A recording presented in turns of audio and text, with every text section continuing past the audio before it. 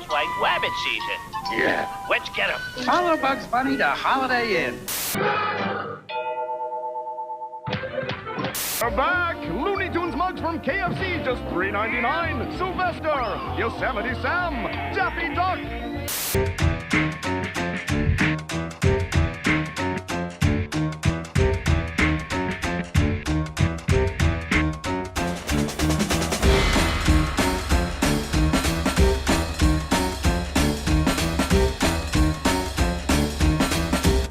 The Looney Tunes characters have been around for ages, entertaining generations of kids and adults with their classic shorts, TV shows like the Bugs Bunny Roadrunner show, and many other major TV movies.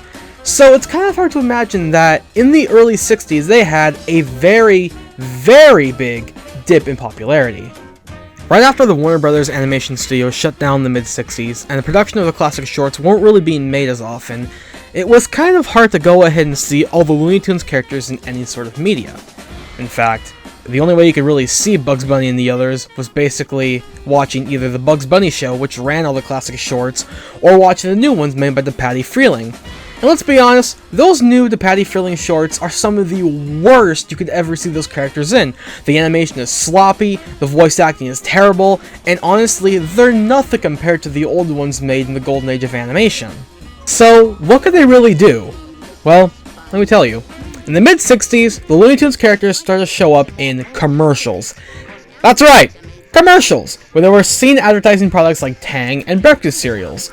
But the thing about these commercials that make them distinct is because, A, it was not only characters like Bugs, Daffy, Sylvester, and all that fun stuff, but they were being made by the original creators, or animators, Chuck Jones, Friz Freleng, and Robert McKimson. And they even had Mel Blanc to voice all of his characters. So it's like you were seeing 30-second mini shorts, where if you saw what you liked, you saw the character you liked, you heard a voice you liked, you could go back and check out those shorts that they made back in the golden age and be like, you know what, I like Bugs or Daffy or Tweety or whatever, I want to go back and see more of their misadventures. So, ingenious. It was really a big, great marketing ploy for not only the shorts, but also the commercials, because they kind of mixed and matched themselves together. So really, it was genius. But even in the 60s, the characters weren't really as popular as they should be. Even with all the commercials and stuff running around, it's hard to believe that the Looney Tunes didn't really get back their big popularity until the 90s. The 90s was a really big boom for animation resurgence, with Who Framed Roger Rabbit, Tiny Toon Adventures, Animaniacs, and of course, the Looney Tunes themselves, with brand new shows like Bugs Bunny and Tweety Show, Bugs and Daffy, and Merry Melodies featuring Bugs Bunny and Friends. So with all these shows running, it was impossible not to see Bugs Bunny and Daffy Duck everywhere you looked, and this of course equivalated to commercials. Every single company you could imagine, from Pepsi to Energizer, Holiday Inn, and even KFC, wanted to grab these characters and make little adverts to boost popularity. And you know what? Looking back on these commercials, they're really, really entertaining. The voices are on point, almost at least. The advertising products are really, really cool. It makes you want to go eat some chicken or rent a hotel or something like that. Because if you see Bugs Bunny at Holiday Inn or KFC, you really want to go and spend money on those products, because if Bugs Bunny says it's okay, then I'm pretty sure it's okay. These commercials got so popular that they are even being shown during the Super Bowl, like with the Michael Jordan and Bugs Bunny Hair Jordan commercials, which to this day are some of the best things the Looney Tunes have ever come out with. And yes, they led to making Space Jam, which looking back on it is quite questionable, but you know, it was still good. The funny thing about these commercials is that they were not only being shown on TV, they were being shown in front of movies, magazines, even restaurants, where you could see Bugs Bunny's face trying to sell you french fries, chicken, or even burgers. Or even those KFC mugs, because I want a mug with Sylvester's face on it so bad, please.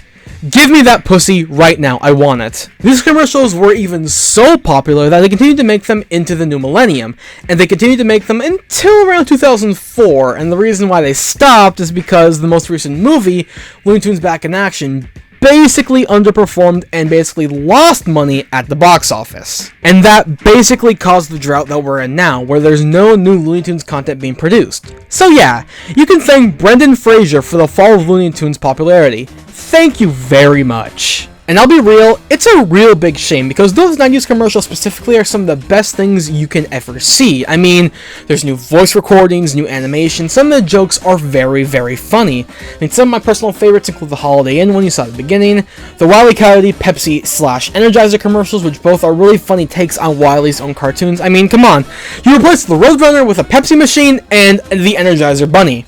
I mean, come on, those two things translate so well to each other. And of course, the KFC commercials featuring Foghorn Leghorn, because, you know, get it? He's a chicken, KFC chicken, doesn't want to get killed, eaten, have fun. It's a joke with many, many layers to it. I really wish that Warner Brothers would go back into this, because these commercials are some of the funniest things I've seen in a long, long time, and they could do something really, really cool with it. I mean, the only new Looney Tunes property that we have right now is Looney Tunes cartoons on HBO Max, which, I mean, those shorts are funny enough, and it would be really cool to go back and make these commercials, because you could advertise products that weren't available back in the 90s, or you could introduce these characters like Bugs, Daffy, Tweety, Sylvester to new generations. Now, I know these commercials cost a lot of money to make, with all the animation, the music, and everything. I get that. I understand that. But you could even make quick little snippets to show in front of Looney Tunes cartoons, or even show them out in the line to advertise Looney Tunes cartoons. I know that commercials aren't really the big main thing now because, you know, you can see things easily online, but it would be a cool little thing, a cool little animation thing to go ahead and give these characters a little bit of life. I mean, all we have right now are the cartoons on HBO Max. And some of them are good, some of them are bad, but we need more. We need a little bit more. Now, I don't want to sound like a snarky Looney Tunes fan who's like, I want a bunch of cartoons, I want movies, I want this. That's not what I'm asking. I'm asking you to take a little bit of time and give these characters new advertising life. I mean, if you did it for over 40 years, you could do it again. I'm just saying. It's something that can really be done really well. I'm just saying. But until then, these commercials are online for us to enjoy and look back on this golden era where the Looney Tunes were at the top of their game in all kinds of media. So there. That's my little take on that, and let me know what you guys think. What is your favorite Looney Tunes commercial, and if you haven't seen them, or if you want to see them, what kind of media do you want to see the Looney Tunes tackle next? Whether it be video games, whether it be movies, whatever it had to be, what would you like to see them tackle next? And who was your favorite Looney Tune? I know, a bunch of questions, but you know what? We'll do that. But with that, I'm going to get out. I'm slasherkz, hope says a good night, guys, and we'll see you next time on the Summer of Animation. So, #slashers, and see ya.